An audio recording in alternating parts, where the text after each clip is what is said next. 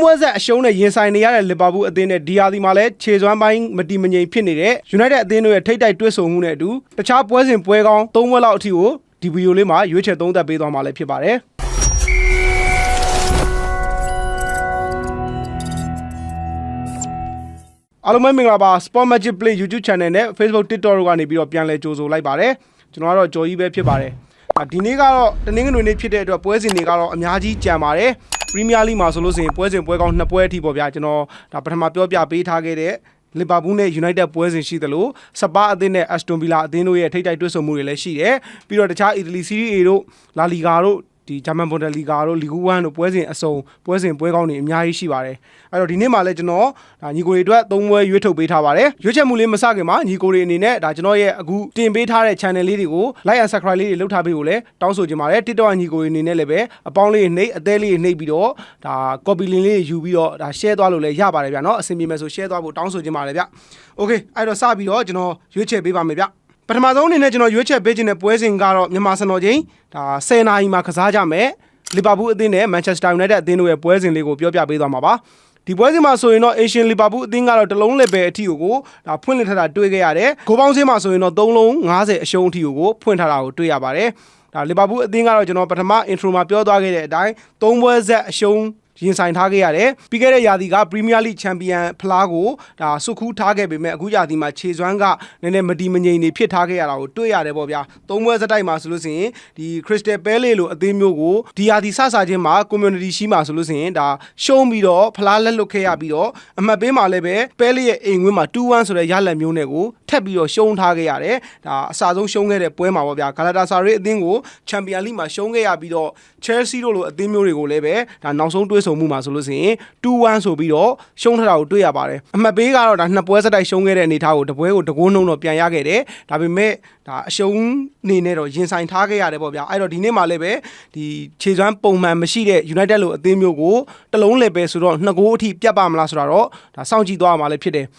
အဲ့တော့ကျွန်တော်အဝေးကွင်းကစားရမယ့် Manchester United ရဲ့လက်ရှိတေးဖောင်အခြေအနေကိုကြည့်ရမယ်ဆိုရင် United ကလည်းပဲခြေစွမ်းကတော်တော်လေးကိုဒါအစင်မပြေဖြစ်ထားခဲ့တယ်ဗျာပုံမှန်မဟုတ်ဘူးဒါအနေအမြင့်အတက်ကြရတော်တော်များထားခဲ့တယ်နောက်ဆုံးကစားခဲ့တဲ့ပွဲစဉ်မှာပဲဒါတန်းတက်လာခဲ့တဲ့ဆန်နာလန်လိုအသင်းမျိုးကို2-0ဆိုတဲ့ရလဒ်မျိုးနဲ့ဒါ clean sheet အဲ့ဒီတပွဲပဲရယူပြီးတော့အနိုင်ရထားတာရှိတယ်ကျန်တဲ့ပွဲစဉ်တွေတိုင်းမှာဆိုလို့ရှိရင်ဂိုးတွေကအသင်းငယ်လေးတွေနဲ့တွေ့တဲ့အနေအထားတွေကိုတော့မှပဲ United ခံစစ်ပိုင်းကလည်းပဲဒါဂိုးလေးတွေပြန်ပေးထားရတယ်ပေါ့ဗျာခံစစ်ပိုင်းမတီမငြိမ်မှုတွေကတော်တော်လေးအစင်မပြေဖြစ်ထားခဲ့တယ်အသင်းကြီးတွေနဲ့တွေ့ဆုံခဲ့တဲ့အနေအထားမှာဆိုရင်လည်းပဲဒါရလက်ကောင်းပိုင်ဆိုင်ထားတာမရှိဘူးဒါဒီယာဒီမှာဆိုလို့ရှိရင်ချက်စီနဲ့တော့ဒါနိုင်ထားခဲ့တယ်ပေါ့ပြီးတော့ဒါမန်စီးတီးအသင်းကိုအပြတ်အသတ်ကိုရှုံးခဲ့တယ်နောက်ပြီးအာဆင်နယ်ကိုဒါရှုံးထားခဲ့တယ်ပေါ့ဗျာအဲ့တော့ဒီနေ့ပွဲမှာလည်းUnited အသင်းအနေနဲ့ဒါအကောင်းဆုံးပုံစံမျိုးနဲ့တော့ဒီလီဗာပူးရဲ့အိမ်ကွင်းမှာတွားပြီးတော့ကစားရမှာပဲဂိုးတွေအရန်ကြီးအပြတ်အသတ်တွေဖြစ်မသွားအောင်သူလည်းဒါအကောင်းဆုံးတော့ပြန်ကစားလိမ့်မယ်ခုနောက်ပိုင်းမှာဒီ United ရဲ့ခံစစ်ပိုင်းလည်းပဲနည်းနည်းလေးပို့ပြီးတော့ပြန်ပြီးတော့အဆင်ပြေလာတာကိုတွေ့ရတယ်ဒါပေမဲ့နှစ်သင်းရဲ့ head to head တိုင်းမှာကတော့ဒါ3ဂိုးအထက်ကိုရောက်ထားတာတွေ့ရတယ်နောက်ဆုံးတွေ့ဆုံထားခဲ့တဲ့ပွဲစဉ်ဆိုလို့ရှိရင်အမိုရင်စပြီးတော့ကင်တွယ်ခဲ့တဲ့ပွဲစဉ်ပေါ့ဗျာအဲ့ပွဲစဉ်မှာဒီလီဗာပူးနဲ့တွေ့ဆုံခဲ့တဲ့ပွဲစဉ်မှာဆိုရင်2-2ဆိုပြီးတော့ကိုဒါတရေကြခဲ့တယ်အာမတ်ဒီယာလိုရဲ့နောက်ကျဂိုးတွေနဲ့ကို2-2တရေအထိကိုဒါရရှိသွားခဲ့တယ်ပေါ့ဗျာအဲ့တော့ဒီနေ့မှာလည်းပဲကျွန်တော်ကဒါ3-50အရှုံးအထိကိုဂိုးပေါင်းဈေးကများများဖွင့်ထားတာဖြစ်တဲ့အတွက်ကျွန်တော်ဂိုးပေါင်းအပေါ်ကိုပဲအကြိုက်တွေ့ပါတယ် United အဝေးကွင်းဆိုရင်ခံစစ်ပိုင်းကလုံးဝကိုအဆင်မပြေပါဘူး Bradford City တို့လိုအသင်းမျိုးတွေကိုတော့မှပဲ3ဂိုးအထိခွင့်ပြုပေးရတယ်ပြီးတော့ Man City ကိုဒါ3ဂိုးအထိခွင့်ပြုပေးရတယ်နောက်ပြီးတော့ဒါအသင်းငယ်လေးဖြစ်တဲ့ Grimsby Town တို့လိုအသင်းမျိုးတွေကိုတော့မှပဲ2ဂိုးအထိခွင့်ပြုပေးထားတာဖြစ်တဲ့အတွက်လီဗာပူးက၄ပွဲဆက်ဒါရလက်ကောင်းမရဘူးဆိုလို့ရှိရင်လုံးဝအဆင်မပြေတော့ဘူးလီဗာပူးအိမ်ဝင်းမှာ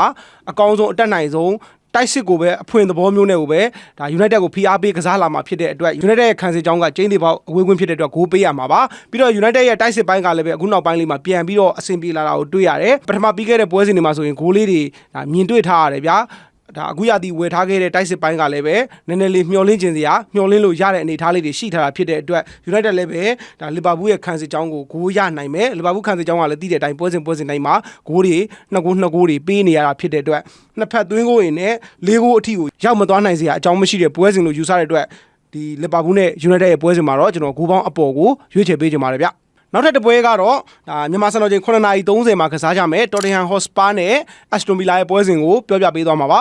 ဒီပွဲစဉ်မှာကတော့ဒါအိမ်ရှင်ဖြစ်တဲ့စပါအသင်းကလည်းပဲအရှုံးဂိုးပေါင်းစင်းမှာနှလုံးအရှုံးဆိုပြီးတော့ဖွင့်ထားတာကိုတွေ့ရပါတယ် ဒီနှစ်သင်းလုံးကတော့ဒါအလဲလက်တန်းအသင်းတွေပေါ့ဗျာလက်ရှိအစဉ်တန်းမှာဆိုရင်လည်းပဲဒီစပါးအသင်းကတော့ခုနှစ်ပွဲကစားထားတဲ့အနေထားကို၄ပွဲနိုင်ထားခဲ့တယ်နှစ်ပွဲကတရေကျပြီးတော့တပွဲပဲရှုံးပွဲတွေ့ထားပါသေးတယ်ရမှတ်14မှတ်နဲ့အက်စတိုဗီလာအသင်းကတော့ခုနှစ်ပွဲကစားတာနှစ်ပွဲနိုင်3ပွဲတရေဒါနှစ်ပွဲရှုံးထားခဲ့တယ်ယာကိုက6ဂိုးအထိရထားခဲ့တယ်ဗျပေးကို9ဂိုးအထိပြန်ပေးထားရတယ်ယာကိုနဲ့ပေးကိုကပေးကိုကတော့ပို့ပြီးတော့ကိုညားနေတာကိုတွေ့ရပါတယ်ဒါစပါးသင်းကတော့တိုက်စစ်ပိုင်းကတော့လုံးဝအဆင်ပြေတယ်13ဂိုးလောက်အထိကိုဒါ9ပွဲကို13ဂိုးလောက်အထိကိုရထားတာဖြစ်တဲ့အတွက်တိုက်စစ်ပိုင်းကတော်တော်လေးအဆင်ပြေပါတယ်ပြီးတော့အိမ်ဝင်းလဲကစားရမှာဖြစ်တော့လေဘယ်အရှုံးအထိကိုပြက်ပြက်တက်တက်ကြေးဖွင့်ထားပုံရပါတယ်အဲ့တော့ဒီနှစ်သင်းလုံးကဒါအခုနောက်ပိုင်းမှာဆိုလို့ရှိရင်အေရှင်စပါးအသင်းကနည်းနည်းလေးခြေရိုင်နေတယ်ဆိုပေမဲ့အဝင်းကွင်းကစားရမယ်ဒီအက်စတိုဗီလာခြေစွမ်းပုံမှန်လေးပြန်ပြီးတော့ရလာတာတွေ့ရတယ်ပွဲစဉ်တိုင်းမှာ2ဂိုးတကူ2ဂိုးအဲ့လိုပုံစံမျိုးတွေပဲအမြဲတမ်းဒါဂိုးရထားတာကိုတွေ့ရတယ်နောက်ဆုံးကစားထားခဲ့တဲ့9ပွဲမှာဆိုလို့ရှိရင်တပွဲပဲဆန္ဒလက်နဲ့ပွဲစဉ်ကိုတည်ရကြထားခဲ့တယ်ကျန်တဲ့ပွဲစဉ်တွေကပြိုင်ပွဲစုံဒါကစားခဲ့တဲ့ကျန်တဲ့ပွဲစဉ်တွေ4ပွဲအထိမှာဆိုလို့ရှိရင်ဒါအမြဲတမ်းဂိုးရခဲ့တယ်တကူ2ဂိုးပုံစံမျိုးတွေပဲအမြဲရခဲ့တယ်ဘလော့နာအသင်းကိုတကူရခဲ့တယ်ကျန်တဲ့ပွဲစဉ်တွေမှာဆိုရင်2ဂိုး3ဂိုးပုံစံမျိုးတွေပဲအမြဲတမ်းတွင်းထားခဲ့တယ်ဗျာအဲ့တော့ဒီနေ့မှာလည်းပဲဒီအေဗီလာကစပါးကိုကျင်းတွေပေါက်ပြန်ပြီးတော့ခုခံနိုင်တဲ့အနေအထားတွေရှိတယ်ဗျစပါးသင်းကတော့နောက်ဆုံးကစားထားခဲ့တဲ့ပရီးမီးယားလိအမှတ်ပေး3ပွဲမှာဆိုရင်ဒါအခုနောက်ဆုံးကစားခဲ့တဲ့တန်းတက်လာခဲ့တဲ့ဒီလီယူနိုက်တက်အသင်းကိုပဲပြန်နိုင်ပြီးတော့နိုင်ပွဲပြန်ရထားခဲ့တာကျန်တဲ့ပွဲစဉ်တွေမှာဆိုဒါဘရိုက်တန်တို့လိုအသင်းမျိုးတွေကိုတရေကျထားခဲ့တယ်ပြီးလို့ဆိုရင်ဒီဝူဘာဟာတန်တို့လိုဒီနေ့ယာတီတော်တော်အခြေအနေမကောင်းမဲနဲ့စုပ်ပြတ်တက်နေတဲ့အနေအထားရှိတဲ့အသင်းကိုတော့မှပဲအိမ်ဝင်းကနေပြီးတော့1-1တရေပဲရထားခဲ့တယ်အဲ့တော့စပါးရဲ့ခြေစွမ်းကအရန်ကြီးမျှော်လင့်လို့မရဘူးပြီးတော့ပေးထားတဲ့ဈေးကလည်းပဲဒါပြက်ပြက်တက်တက်ရှိထားခဲ့တယ်ဗျာ level အပြည့်ရှုံးဆိုပြီးတော့မိုက်ကန်ကန်ဖွင့်ထားခဲ့တယ်ကိုပေါင်းဈေးကလည်းနှလုံးအရှုံးဆိုတော့ဒါဒီနှစ်သင်းရဲ့ဂိုးသွင်းအားတွေကအများတန်းရှိထားရင်နော်စပါးဆိုလည်းပဲအများတန်းဂိုးသွင်းတယ်ရှုံးကမှရှုံးကဂိုးသွင်းတယ်ဒီအေဗီလာဆိုရင်လည်းပဲပွဲစဉ်တိုင်းကျွန်တော်စောစောပြောသလို2ဂိုး3ဂိုးအများတန်းဂိုးရရဲ့အနေထားတော့နှလုံးအရှုံးဆိုပြီးတော့ပဲဂိုးပေါင်းဈေးကဖွင့်ထားခဲ့တယ်ဘော်ဒီဈေးနဲ့ဂိုးပေါင်းဈေးကအရန်ကြီးမကွာထားဘူးဗျာတကယ်လို့ဒါဒီနှစ်သင်းကကြေးဂိုးပေါင်းဈေးမှန်ကန်ဆိုလို့ရှိရင်350စားတို့3လုံးလေပယ်တို့ဒီလောက်ထိတောင်မှပဲဒီနှစ်သင်းရဲ့ဂိုးသွင်းအားတွေကိုကြည့်ပြီးတော့ဖွင့်လို့ရတဲ့အနေထားတော့နှလုံးအရှုံးပဲဖွင့်ထားခဲ့တယ်ဗျာပြောချင်တာစပါးအသင်းဂိုးရမယ်ဆိုလို့ရှိရင်အေဗီလာလည်းပဲဂိုးရနိုင်တာဖြစ်တဲ့အတွက်ဒါဂိုးဘိုဂီအနေနဲ့ကဂိုးအောက်ဈေးကိုခေါ်ထားတဲ့ပုံစံမျိုးလို့ယူဆတယ်ဒါကြောင့်ဂိုးဘော်ကိုလည်းပို့ပြီးတော့ကစားတင်တယ်ကျွန်တော်အကြိုက်ရွေးချယ်ထားတာကတော့ကျွန်တော်ကတော့ body ကိုပဲရွေးချယ်ထားတယ်ဒါနှစ်ကြောင်းအထိကျွန်တော်ရွေးပေးမယ်ပဲဗျာဒီပွဲစဉ်မှာကတော့ကျွန်တော်အဝေးကွင်းဖြစ်တဲ့ AB လာရဲ့ body ကိုရွေးချယ်ခြင်းနဲ့ပြီးတော့ဂိုးပေါင်းအပေါ်ကိုလည်းပဲကစားခြင်းပါတယ်နှစ်ကြောင်းအထိကျွန်တော်ရွေးချယ်ပေးထားတာပါစပါးဂိုးရမယ်ဆိုရင် AB လာလည်းပဲကျင်းသေးပါဂိုးရနိုင်မှာပါဒီနှစ်ကြောင်းကကြိုက်တဲ့အကြောင်းကိုကစားပါဒါတစ်ကြောင်းကတော့ကျင်းသေးပါဝင်နိုင်မဲ့အနေထားလို့ပဲယူဆရတဲ့အတွက်ကျွန်တော် AB လာ body နဲ့ဂိုးပေါင်းအပေါ်ဆိုပြီးတော့ရွေးချယ်ပေးခြင်းဖြစ်ပါတယ်ဗျကဲနောက်တဲ့ပွဲကတော့မြန်မာစံတော်ချိန်တနာရီ30မိနစ်မှာကစားကြမယ်စပိန်လာလီဂါကပွဲကောင်းတစ်ပွဲဖြစ်တဲ့ဂီတာဖေးနဲ့ရီယယ်မက်ဒရစ်အသင်းတို့ရဲ့ပွဲစဉ်လေးကိုပြောပြပေးသွားမှာပါဒီပွဲစဉ်မှာကတော့ဒါအဝေးကွင်းရီယယ်မက်ဒရစ်ကတလုံး90ရှုံးထီကိုကြေးကြောပေးထားခဲ့တယ်ကိုပေါင်းစည်းမှာကတော့နှလုံးအရှုံးအထိဒါကြေးဖွင့်ထားတာကိုတွေ့ရပါတယ်ကျွန်တော်အခုပြောနေတာကတော့နေ့လယ်တနာရီဝန်းကျင်လောက်ကကြေးနဲ့ပြောပြပေးနေတာပါဒါပွဲလာကနီးတို့ဘာလို့ဆိုလို့ဆိုရင်တော့ website ကစားတဲ့ညီကိုတွေ online ကစားတဲ့ညီကိုတွေကတော့ကြေးအပြောင်းကြေးလဲတွေရှိနိုင်ပါတယ်ဗျโอเคအဲ့တော့တလုံး90ရှုံးဂိုးပေါင်းနှလုံးအရှုံးဆိုတော့ကြေးအနေထားကဘူဂီအနေနဲ့က